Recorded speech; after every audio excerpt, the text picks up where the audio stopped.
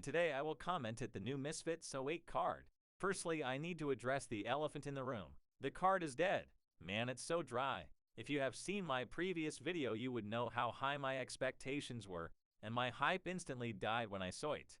Almost no big names, not one big fight. I was disappointed, and it's not only me. By these comments you can see that other people share the same opinion. I will be making my predictions on the winners in the next video.